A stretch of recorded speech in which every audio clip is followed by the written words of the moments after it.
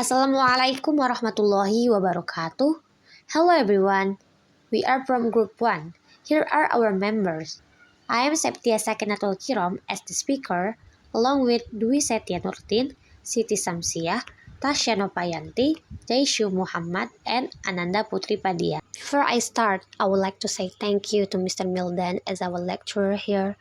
Hello Mr. Mildan. I hope you are great and happy when you watch this video. And also for all my friends, hope you guys stay healthy. And let's go. Now I'm going to talk about something very important in education. They are curriculum, curriculum development, and curriculum design. Let's break it down together. The essence of curriculum. Hakikat dari kurikulum. There are several definitions by experts about curriculum. Ralph Taylor said, curriculum is all the learning experiences planned by schools to help students learn. Hilda Taba said, curriculum is a plan for learning, created step by step. William Dole said, curriculum should be flexible and allow creativity in learning. Dari definisi-definisi tersebut, kita dapat mengetahui bahwa menurut Ralph Taylor, kurikulum itu adalah rencana pembelajaran yang dirancang oleh sekolah untuk membantu siswa belajar. Menurut Hilda Taba, kurikulum itu disusun secara bertahap sebagai panduan dalam proses belajar. Selain itu, menurut William Dole, kurikulum itu harus fleksibel dan memungkinkan kreativitas dalam pembelajaran. Functions of curriculum. Guides teachers in planning lessons, helps students achieve learning goals, organizes learning activities and subjects, ensures learning is systematic and effective. Kurikulum memiliki beberapa fungsi, di antaranya yaitu membantu guru merencanakan pelajaran, membantu siswa mencapai tujuan pembelajaran, mengatur kegiatan pembelajaran dan mata pelajaran, serta memastikan pembelajaran itu berjalan secara sistematis dan efektif. A good curriculum has 4 key elements. Objectives is what students should learn.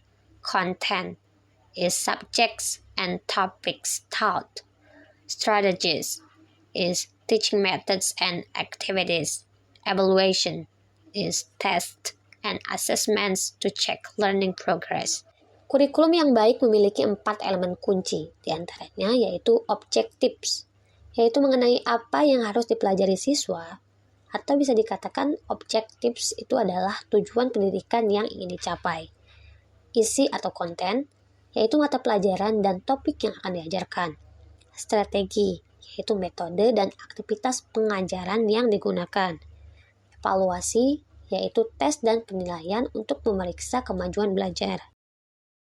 Curriculum development, pengembangan kurikulum. Curriculum development is the process of planning, implementing, and evaluating the curriculum to suit the needs of learners, the development of science, and the demands of society. Jadi, pengembangan kurikulum itu adalah proses perencanaan, pelaksanaan, dan evaluasi kurikulum agar sesuai dengan kebutuhan peserta didik, perkembangan ilmu pengetahuan, serta tuntunan masyarakat. There are 3 steps of curriculum development. The first is planning. Planning is the process of preparing learning objectives, content, and methods. Second is implementation. Implementation is the application of curriculum planning in teaching and learning activities. The third, or the last, is evaluation. Evaluation aims to assess the effectiveness of the curriculum and make improvements if necessary. Jadi ada 3 langkah dalam pengembangan kurikulum. Yang pertama yaitu perencanaan. Perencanaan adalah penyusunan tujuan, isi, strategi, dan metode evaluasi pembelajaran. Tujuannya adalah untuk menciptakan kurikulum yang sesuai dengan kebutuhan peserta didik dan tuntutan zaman. Yang kedua yaitu pelaksanaan. Pelaksanaan itu adalah penerapan perencanaan kurikulum dalam aktivitas pembelajaran. Yang ketiga atau yang terakhir adalah evaluasi. Evaluasi adalah proses penilaian terhadap efektivitas dan efisiensi kurikulum dalam mencapai tujuan pendidikan. Evaluasi dilakukan secara berkala untuk menentukan apakah kurikulum itu perlu direvisi atau disesuaikan dengan perkembangan zaman. There are three main types of curriculum approaches. 1. Subject-centered curriculum. It focuses on subjects with the teacher leading. 2. Learner-centered curriculum. It focuses on students' interests and experiences. 3. Problem-centered curriculum. It focuses on solving real-life problems. Jadi, ada 3 tipe pendekatan kurikulum. Yang pertama, ada kurikulum yang berpusat pada mata pelajaran, yaitu kurikulum yang berfokus pada struktur ilmu pengetahuan dan penguasaan materi pelajaran, dengan guru sebagai pusatnya. Dengan kata lain, pendekatan ini menitik beratkan pada isi materi pelajaran yang harus dikuasai oleh peserta didik. Contohnya, pada pembelajaran matematika, guru menjelaskan materi, siswa mencatat rumus dan contoh yang diberikan, kemudian siswa mengerjakan latihan soal dari buku teks, dan guru juga bisa memberikan tes untuk mengukur pemahaman siswa. Kedua, ada kurikulum yang berpusat pada siswa, yaitu kurikulum yang berfokus pada peserta didik, minat, dan pengalaman mereka, dengan pendekatan yang lebih fleksibel dan interaktif. Dengan kata lain, pendekatan ini menekankan pada kebutuhan, minat, dan pengalaman peserta didik.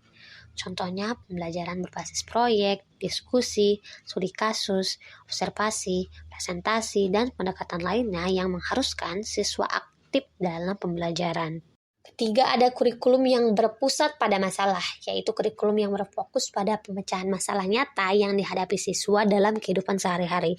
Kurikulum ini menekankan bahwa pembelajaran harus relevan dan bermakna, bukan hanya sekedar transfer pengetahuan dari guru ke siswa. Contohnya dalam mata pelajaran kesehatan, siswa diberikan skenario tentang wabah penyakit di suatu daerah dan diminta untuk merancang strategi pencegahan dan penanggulangan berdasarkan ilmu kesehatan yang mereka pelajari. There are 2 models of curriculum development. 1. Taylor's model. This model was developed by Rob Taylor in 1949 in his book Basic Principles of Curriculum and Instruction. The key principles are determine learning objectives, select appropriate learning experiences, and evaluate the learning process. 2. Tobac's model. Teachers should evaluate whether students have achieved the learning objectives, either through tests, projects, or observations. The steps are diagnosis of student needs, develop learning objectives, and develop learning activities. Ada 2 model pengembangan kurikulum. Yang pertama ada model Taylor. Model ini dikembangkan oleh Rob Taylor pada tahun 1949 dalam bukunya yang berjudul Basic Principles of Curriculum and Instruction, atau prinsip-prinsip dasar kurikulum dan instruksi. Prinsip-prinsip utama kurikulum dalam model ini yaitu 1. Menentukan tujuan pembelajaran, 2. Memilih pengalaman belajar yang sesuai, 3. Mengevaluasi proses pembelajaran. Yang kedua ada model TOBA. Jadi guru harus mengevaluasi apakah siswa telah mencapai tujuan pembelajaran atau belum, baik melalui tes, proyek, atau observasi. Langkah-langkahnya yaitu 1. Diagnosis kebutuhan siswa, 2. Mengembangkan tujuan pembelajaran, dan yang ketiga mengembangkan kegiatan pembelajaran. Curriculum Design. Desain kurikulum. Curriculum design is the process of creating an organizational plan for educators to use in their classrooms. Teachers use it to arrange courses, create schedules, and design lesson plans. It includes planning activities, coursework, and assessments to help students succeed academically. Teachers may also design the curriculum according to their school's guidelines and standards. Schools may standardize curriculum design, providing a plan that all teachers follow, detailing activities, due dates, and coursework for students. Desain kurikulum adalah proses menyusun rencana pembelajaran yang digunakan guru di kelas. Guru memanfaatkannya untuk mengatur mata pelajaran, membuat jadwal, dan menyusun rencana mengajar. Dalam desain kurikulum, guru merencanakan berbagai kegiatan, tugas, dan penilaian untuk membantu siswa belajar dengan baik. Kurikulum juga bisa disesuaikan dengan aturan dan standar sekolah. Beberapa sekolah menetapkan pedoman kurikulum yang harus diikuti oleh semua guru. Pedoman ini berisi rincian kegiatan, tenggat waktu, dan tugas yang harus dikerjakan oleh siswa. There are three types of curriculum design. 1. Subject-based design. It focuses on subjects. 2. Learner-based design. It focuses on student needs. 3. Problem-based design. It focuses on solving student challenge. Ada 3 tipe desain kurikulum. Yang pertama ada subject-based design atau desain berbasis mata pelajaran, yaitu guru menggunakan desain kurikulum yang berpusat pada mata pelajaran ketika membuat kurikulum tentang materi pelajaran atau topik pendidikan tertentu. Jenis desain kurikulum ini berfokus pada materi pendidikan, bukan pada gaya belajar tertentu. Yang kedua ada learner-based design atau desain berbasis siswa, yaitu desain yang berpusat pada siswa, yang melibatkan pembuatan kurikulum sesuai dengan kebutuhan siswa. Seorang guru dapat membuat rencana kurikulum secara individual untuk setiap siswa, atau mereka dapat membuat desain kurikulum yang melibatkan seluruh kelas. Yang ketiga ada problem-based design atau desain berbasis masalah. Desain ini adalah bentuk lain dari desain yang berpusat pada siswa, yang berfokus pada tantangan pendidikan khusus siswa. Guru dapat menggunakan desain yang berpusat pada masalah setelah mengidentifikasi bidang-bidang yang perlu ditingkatkan dalam pembelajaran siswa. Several factors influence curriculum design. 1. Educational philosophy determines the goals, values, and methods of teaching. 2. Societal needs reflects economic, cultural, and social demands. 3. Technology advances in digital tools transfer how education is delivered. Ada beberapa faktor yang mempengaruhi desain kurikulum. Yang pertama ada filosofi pendidikan, yaitu keyakinan guru tentang pengajaran. Yang kedua, kebutuhan masyarakat, yaitu apa yang dibutuhkan masyarakat dari pendidikan. Yang ketiga, teknologi, yaitu alat digital baru yang mengubah cara belajar siswa. In conclusion, the curriculum is the core of education that includes goals, content, learning strategies, and assessments. Curriculum is the heart of education. It must adapt to keep up with social and technological change. Developing and designing the curriculum ensures students get the best learning experience and are prepared for real-world challenge.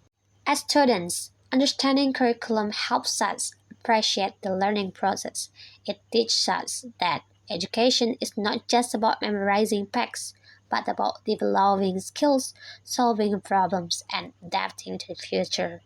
Jadi kesimpulannya, kurikulum adalah inti dari pendidikan yang mencakup tujuan, konten, strategi pembelajaran, dan penilaian. Kurikulum harus dinamis dan adaptif agar tetap relevan dengan perkembangan zaman. Pengembangannya melalui perancangan atau perencanaan, implementasi, evaluasi, dan pembaharuan sesuai dengan kebutuhan sosial dan kebutuhan teknologi. Proses ini melibatkan berbagai pihak berkepentingan untuk memastikan lulusan siap menghadapi tantangan dunia kerja. We are not just learners, guys, but we are future innovators, educators, and leaders. Nelson Mandela said, "Education is the most powerful weapon which you can use to change the world." Thank you, Mr. Mildan and friends, for watching our videos. Wassalamualaikum warahmatullahi wabarakatuh.